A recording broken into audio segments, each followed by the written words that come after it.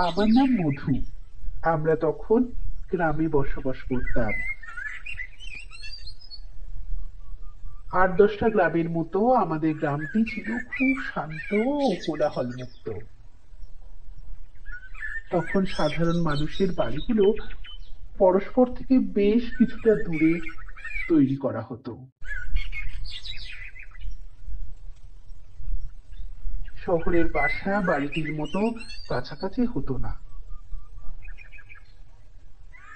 গ্রামের প্রায় প্রতিটি বাড়ির আশেপাশে কিছু ঝোপঝাড় লক্ষ্য করা যায়, আর এর ভিতরে বড় বড় গাছ ও বাঁশের ঝাড় দেখা যায়।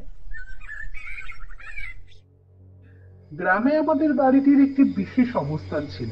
বাড়িটির পেছন দিকে আর কোনো মানুষের বাড়ি ছিল না। ছিল একটি বিশাল মাঠ, যেখানে গ্রামের কৃষকেরা বিভিন্ন ফসল চাষ করত। আর ওই ফসলি জমির মাঝখানেই ছিল একটি বিশেষ খাল। খাল বলছে এই জন্য যে ওই খালের জল কখনো শুকায় না।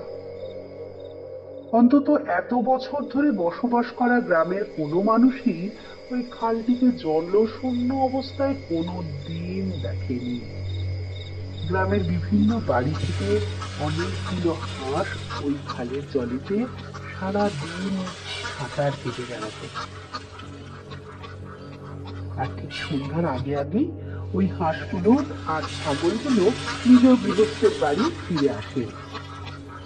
তখন আমার কাকিমাও অনেকগুলো হাঁস ও ছাগল পালন করতেন। আর আমাদের হাঁসগুলো সারাদিন ওই খালের জলেতে সাঁতার কেটে বেড়াতো। ওই দিন ছিল চৈত্র সংক্রান্তি। সন্ধ্যা হওয়ার পরও প্রতিদিনের মতো ছাগলগুলো আজকে বাসায় ফেরত আসেনি।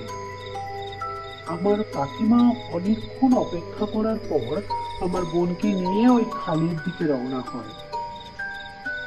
সন্ধ্যার সময় হওয়ায় ওই মাঠে তখন কোনো জনমানবের চিহ্ন ছিল না। যারা সারাদিন জমিতে কাজ করছিল তারাও সন্ধ্যার আগে আগেই নিজের বাসায় ফিরে চলে গেছে। এই ভর সন্ধ্যাবেলায় এই বিশাল মাঠে মানুষ বলতে কেবল আমার কাকিমা আর আমার বোন। চারপাশ একেবারে নিস্তব্ধ। হাঁটতে হাঁটতে খালের কাছে আসতেই হঠাৎ আমার কাকিমা পাশের ছোট্ট একটা ঝোপের ভিতর থেকে ছাগলের ডাক শুনতে পায়। কাকিমা এবার ওই ঝোপটির দিকে কিছুটা এগিয়ে যেতেই ছাগলের ডাক আর শুনতে পাওয়া যায় না। কাকিমা কিছুটা ভয় পেয়ে যায়। একই তো সন্ধ্যা, আর ওই ঝোপের মধ্যে সাপের ভয় তো আছে। তাই আর ওই ঝোপের মধ্যে সাপের ভয় তো কাকিমা তখন হাতে নিয়ে সাহস পায় না। তখন তিনি আমার বোনকে বলে, দ্রুত বাসায় গিয়ে একটা লাঠি নিয়ে আয় তো মা। বোন তখন লাঠি আনার জন্য দ্রুত তার সাথে বাসার দিকে রওনা হয়। সেই বিশাল মাঠ তখন আমার কাকিমা একাই ছিল।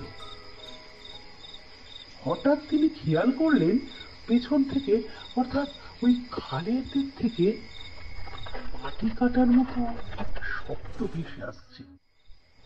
সেই সাথে সাথে যেন মাটি খুঁড়ে বেড়ে হচ্ছে জলপুর গর্জন বেরিয়ে আসছে। তখন পেছনের খালের দিকে তাকানোর সাহস হলো না। দৌড় দেন বাড়ির দিকে। আর পেছনে যেন গর্জনের সাথে ভেসে আসছে। আমার বোন লাঠি নিয়ে মাঠে আসতেই খেয়াল করে জমির আল ধরে কাকিমা তার দিকে দৌড়ে আসছে। আর কাকিমার পিছন দিকে বৃহৎ কালো ছায়া ভেসে আসছে।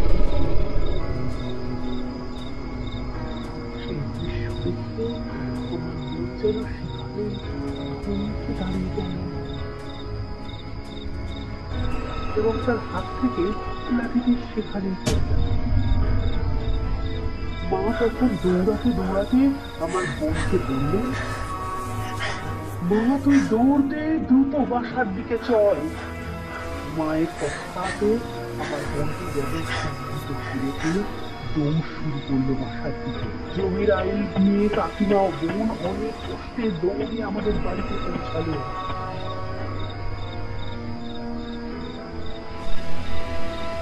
এত সময় ওই ছায়াটি বিশেষ শব্দের সাথে সাথে তাদের তাড়া করে আসছিল। আর মার কাকিমা ও বোন আমাদের বাড়িতে পৌঁছানোর পর ওই ছায়াটি আমাদের বাড়ির আঙিনার কাছে আসতেই এক বিকট শব্দ।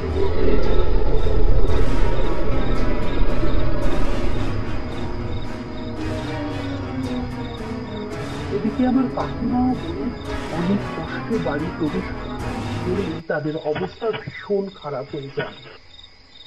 তাদের দুজনকেই বাড়ির উঠানের একপাশে বসানো হলো। দুজনকে দেখতে কিছুটা অস্বাভাবিক মনে হচ্ছিল। এদিকে আমার ভাই আমাদের গ্রামের সব থেকে প্রবীণ হুজুরকে আমাদের বাড়িতে ডেকে নিয়ে আসে। তিনি তখন আমার মা ও বোনের সামনে বসে দোয়া দুরুদ পাঠ করেন, তাদের দিকে ফুল দিতে থাকেন। কিছু সময় পর আমার কাকিমা ও বোন কিছুটা স্বাভাবিক মনে হচ্ছিল।